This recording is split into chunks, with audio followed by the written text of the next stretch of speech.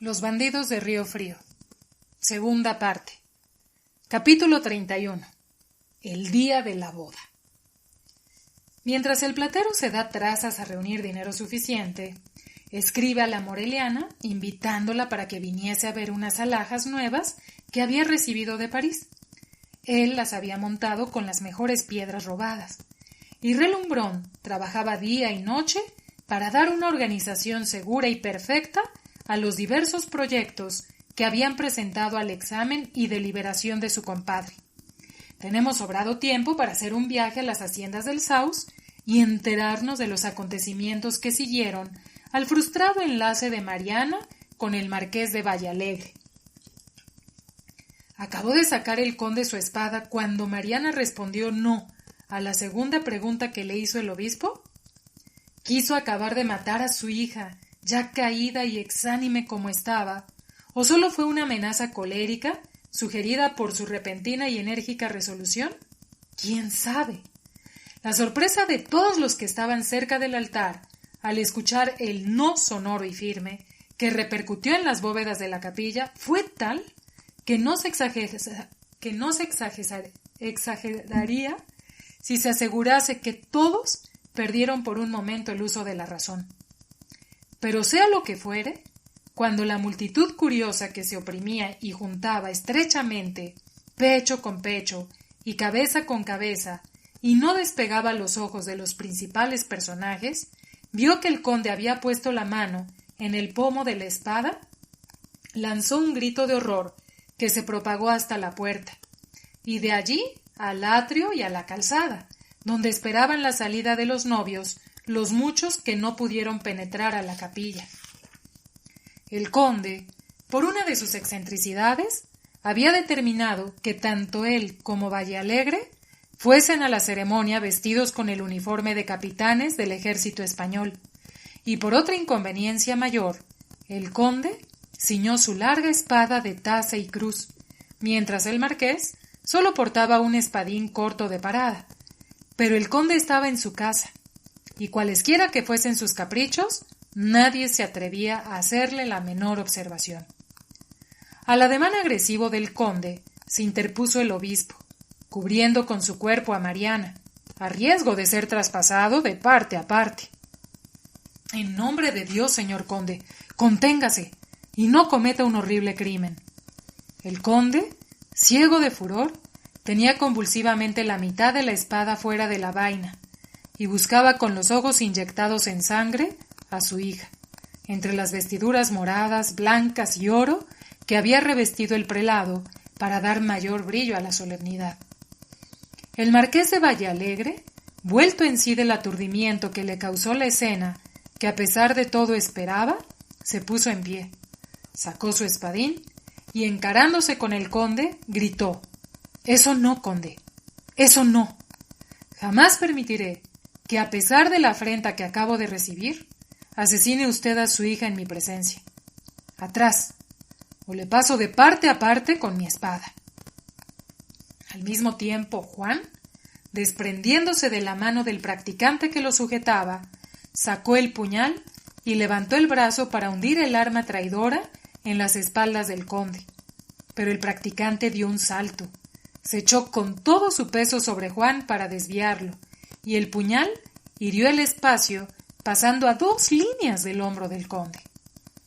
Esta escena rápida, que no duró 20 segundos, produjo otro grito de horror en la multitud, que no sabía si retroceder o arrojarse sobre los elevados personajes que estaban a punto de asesinarse mutuamente. El practicante, con una fuerza que no sospechaba tener, tomó a Juan por la cintura y, empujándolo y echándolo como una catapulta sobre la multitud compacta, pudo abrirse paso y salir con él fuera de la iglesia gritando: «¡El conde ha asesinado a su hija! ¡Venganza, venganza!».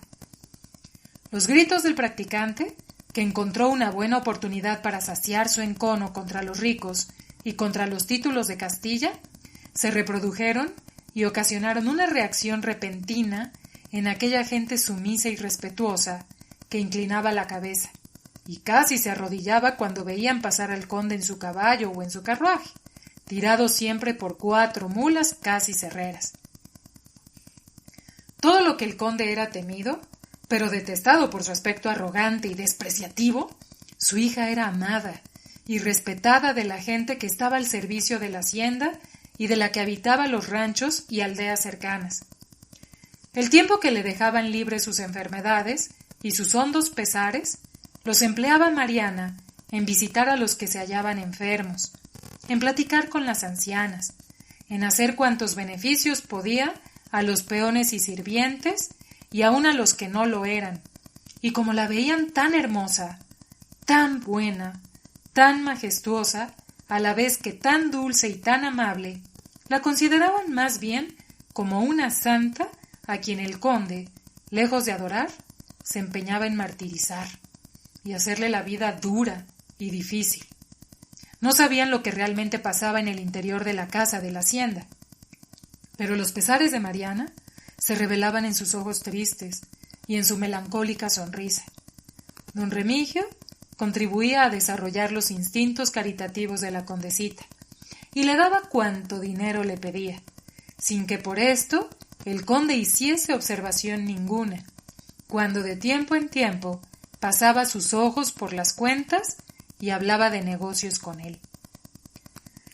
Los alegres y pacíficos campamentos, formados con motivo de las bodas, donde se escuchaban las francas risas, los agudos sonidos de las jaranitas y los monótonos cantos populares, se tornaron en un momento en otros tantos focos de rebelión, y la cólera y la insubordinación se apoderó de esas gentes, excitadas con las vociferaciones del practicante.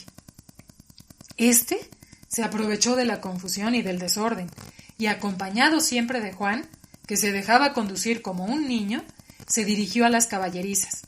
Se apoderó de 2 de los mejores caballos que estaban ensillados, y él y Juan montaron, enfilaron la calzada y, ganando los campos, hicieron rumbo al pueblo que habitaba.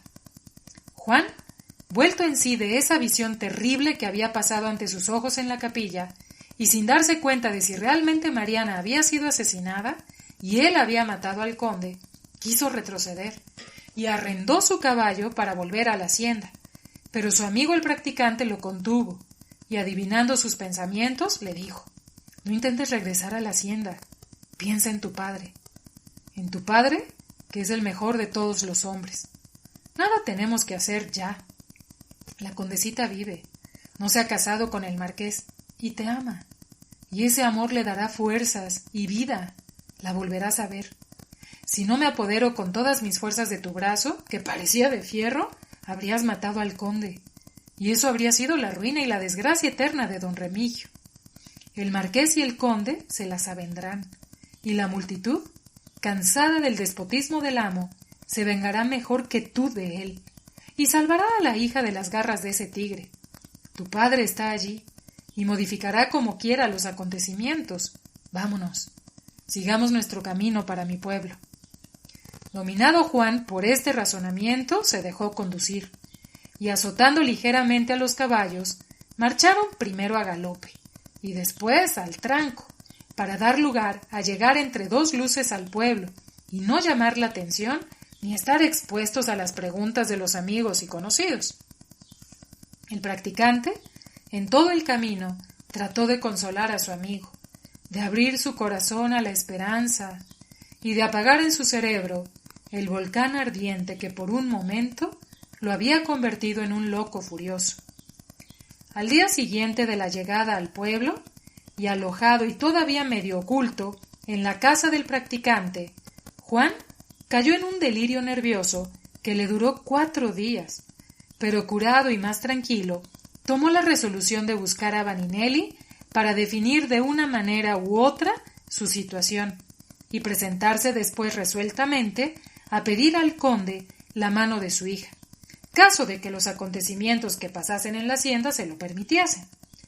Ya el lector se ha enterado del extraño resultado de este paso aventurado, que estuvo muy lejos de aprobar su amigo el practicante, que en vano trató de disuadirlo, ofreciéndole que él mismo se pondría en camino, procuraría encontrar a Vaninelli, sondear su ánimo, continuar a México y asegurarse antes de que el indulto le sería concedido. Nada valió en esta vez. Juan se encaprichó y no hubo remedio. El destino de las gentes. Volvamos a la capilla de la hacienda del Saus. Una parte de la gente salió vociferando detrás del practicante y otra se quedó, entre curiosa y amenazadora, queriendo todos a un tiempo llegar cerca del altar y cerciorarse por sus propios ojos de si Mariana estaba muerta. Esto produjo un remolino humano, y empujándose los unos a los otros, amenazaban y envolvían a los altos personajes que estaban en las gradas. El marqués del apartado pronunció en voz tan alta como pudo un pequeño discurso, amonestando a la multitud para que tuviese calma y guardase el respeto debido al santo lugar donde estaban y a los altos personajes que ocupaban el altar.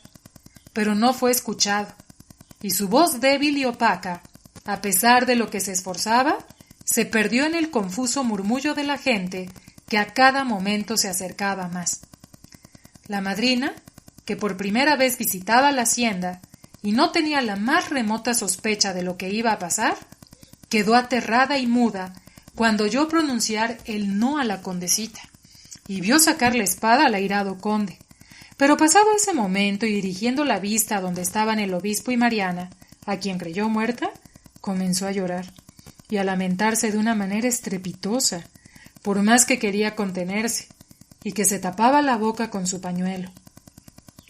Los curas, revestidos con sus casullas resplandecientes de oro, se agruparon en derredor del obispo. Dejaron el altar en desorden. El libro de los evangelios, encuadernado de nácar, cayó al suelo y se rompió y desencuadernó. Los muchachos acólitos tiraron los incensarios, esparciéndose en la alfombra los carbones ardiendo, y fueron a ocultarse debajo del púlpito, y el desorden o indecisión era mayor a medida que se notaba que los que estaban delante, empujados por los de atrás, concluirían por romper la barandilla de ébano y plata que los separaba de las gradas del altar. El conde y el marqués, que notaron el peligro que corrían de ser atropellados, arrollados y pisoteados por la multitud, se encararon con espada en mano, y desafiaron a la turba irritada y ya deseosa de dar una conclusión trágica y definitiva a estas extrañas y desgraciadas bodas. —¡Atrás, canalla! —gritó el conde con una voz de stentor—, y el primero que se atreva a dar un paso más, lo traspaso con mi espada. Y en efecto, blandía furioso el acero, y quería saltar la barandilla y comenzar a herir a los que ocupaban la primera fila. El movimiento de avance se suspendió, y al murmullo amenazador sucedió el silencio más completo. Tanto así impone la decisión terrible de un hombre valiente que desafía a la muerte. Pero todavía fue más eficaz la voz de don Remigio. Observando que su hijo Juan, arrastrado casi por el practicante, no estaba ya en la capilla, subió al altar. Se interpuso entre el marqués, el conde y el obispo, y la condesita desmayada, de suerte que no podían hacer uso de sus espadas sin tocarlo a él. Este movimiento estratégico del administrador tenía por objeto impedir el derramamiento de sangre en la iglesia y socorrer pronta y eficazmente a su querida ama, que con trabajo sostenía el santo obispo, y tan preocupados estaban los actores de estas escenas que no advirtieron la presencia del administrador, el que, aprovechándose del momentáneo silencio, se dirigió a los que formaban el tumulto, y les dijo unas cuantas palabras en un tono enérgico, a la vez que afectuoso, que calmó los ánimos, y en vez de avanzar, fueron abandonando la capilla hasta que quedó vacía.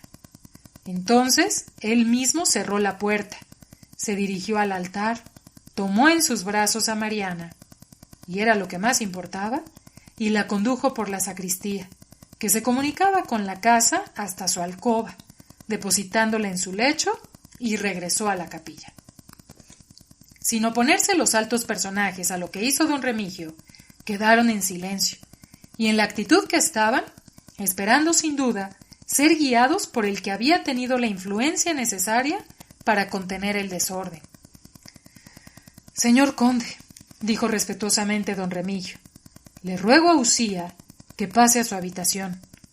Lo que ha ocurrido es muy terrible y necesita Usía calmarse y reposar. El conde envainó su larga espada, se volvió hacia el marqués, le echó una de esas miradas que significan sangre y muerte, y con pasos lentos y majestuosos entró a la sacristía, y de allí a sus habitaciones. Arrojó la espada por un lado, el uniforme por el otro, y se echó en el lecho, murmurando con una voz ahogada y ronca, como si fuese el estertor de un moribundo. A él, a ella, a todos los he de matar, a la canalla insolente también. Remigio es el único hombre que quedará vivo, el único en el mundo que me respete y me quiere. Maldita humanidad, viles, miserables, malditos gusanos. Su voz expiró en su garganta, y dando una vuelta nerviosa, enterró su cabeza en los almohadones. Desembarazados los personajes que quedaron en la capilla del cuidado que les inspiraba la desgracia condesita y de la presencia del feroz conde, recobraron el uso de la palabra y entraron en una calma relativa, tratando de consultar con don Remigio lo que sería conveniente hacer después de las rápidas pero conmovedoras escenas que acababan de pasar. La gente se ha insolentado, les dijo don Remigio, y trabajo nos va a costar volverla al orden. Y lo que van a solicitar es ver a la señora condesita, muerta o viva. Y ya pensarán sus señorías que eso es por ahora imposible. Lo primero que hay que hacer es cuidar de la seguridad de la casa. Les ruego me esperen un momento, y cuando vuelva pensaremos lo que se ha de hacer. Mi mayor cuidado en este momento es por el señor conde. Si llega a saber que continúa el tumulto y el desorden, es capaz de salir solo con su espada. Y verdad es que matará a muchos, pero al último lo harán pedazos. Si tal hace, interrumpió el marqués, yo estaré a su lado. Es mi deber. De poco o nada servirá el sacrificio de usted, señor marqués, le contestó don Remigio, y ya tentaremos otros medios. No dilato. Don Remigio desapareció por la sacristía. Lo primero que hizo fue dirigirse a las habitaciones del conde. Este continuaba en su lecho, hundida la cabeza en los almohadones. Don Remigio salió de puntillas, y un siniestro pensamiento pasó por su cabeza. Si por fortuna se hubiese ahogado con los almohadones, todo cambiaría de aspecto, y la condesita podría todavía ser feliz. Juan no estará lejos. De las habitaciones del conde, y arrepintiéndose a medias de lo que entre dientes había murmurado, pasó a las de la condesa. Las camaristas la habían desnudado y colocado en su lecho, y haciéndole respirar vinagre, trataban de volverla en sí. Don Remigio acercó su oído al pecho de Mariana. Su corazón latía, y su respiración, aunque débil, tenía cierta regularidad. Entre la vida del conde y la de su hija, ni qué vacilar. Recomendó el mayor cuidado a las criadas mientras él volvía, y continuó por todos los cuartos y vericuetos de la casa, cerrando puertas y ventanas, bien que todas las que daban a la calle tuviesen gruesas rejas de hierro. Enseguida subió a la torre de la capilla, ocultándose entre las columnas y macizos, de modo de no ser visto. El rápido examen que pudo hacer no dejó de ponerlo en cuidado. Un gentío inmenso, que parece que había brotado de la tierra, ocupaba la calzada principal y se extendía por todo alrededor de la casa. Los alegres campamentos se habían convertido en otros tantos focos de rebelión, y los mozos mismos del conde y del marqués parecían mal dispuestos, pues presenciaban con cierta alegría desde las caballerizas y sentados en las piletas el movimiento de insubordinación de los que habían venido de los ranchos y de las aldeas a asistir al matrimonio, y que en ese momento eran otros tantos enemigos. Según pudo comprender don Remigio, los de los campamentos habían resuelto quemar las puertas de la iglesia, y juntaban los trozos de leña y ramajes que les habían servido para calentar su comida, y se afanaban por acumular todo este material en la puerta de la capilla. Don Remigio descendió, y dio parte a los que le esperaban de lo que había observado desde la torre, añadiendo que creía urgente que en cualquier sentido se tomase una resolución, pues de lo contrario era seguro que quemarían la puerta de la iglesia, y enfurecidos con este triunfo, seguirían con la hacienda. El marqués de Villalegre, caballero y valiente como era, fue de opinión que los criados que había dentro de la casa, que pasaban de 20, se armaran, y que él, en su caballo favorito, se pondría a la cabeza, cargaría sobre los amotinados y los reduciría a la obediencia. La señora doña Pomposa, que con tan buena gana había venido a servir de madrina, sufría las más crueles angustias, pero por su educación y carácter grave, disimulaba lo más que podía, pero no pudo menos que oponerse a la resolución del marqués. «Van a hacer a usted pedazos, señor marqués, con todo y sus mozos, y a nosotros, una vez que abran las puertas de la casa, nos asesinarán sin piedad». En esto, el ruido y vocerío aumentaban tanto que se podían oír las injurias que dirigían al conde, exigiendo que don Remigio les presentase a la condesa o les asegurase bajo su palabra que no estaba muerta. «El deber sagrado de mi alto ministerio», dijo el santo obispo con una voz solemne, «me ordena hacer un sacrificio y exponer mi vida para salvar la de los que viven en esta hacienda». Y acabando de pronunciar estas palabras, abrió el sagrario, sacó una custodia de oro con la santa hostia consagrada, la tomó en sus 2 manos y continuó diciendo con una profunda convicción: «No se atreverán a profanar el santo sacramento, y si así lo hicieren, Dios se encargará de castigarlos, y pagarán muy caro la sangre que derramen. El que quiera y tenga la fe y la confianza en Dios que me anima, que me siga. Los que sean débiles de corazón y no crean que la providencia protege y vela por los inocentes, que se queden y oculten en lo más recóndito de la casa. Don Remigio, abra usted de par en par las puertas de la iglesia». Y sin esperar respuesta alguna, se adelantó hasta la puerta, que don Remigio trataba de abrir lo más despacio que podía, no confiando mucho en el éxito. El marqués de Villalegre se colocó el primero al lado derecho del obispo y sacó su espadín, blandiéndolo con coraje, como si ya estuviese luchando con la turba que rugía afuera. «Nuestra misión es de paz y no de sangre, señor marqués», le advirtió el obispo. «Envaine usted su espada. Haría muy mal efecto un arma junto al relicario que encierra a Dios vivo». El marqués de Villalegre, sin replicar, envainó su espada.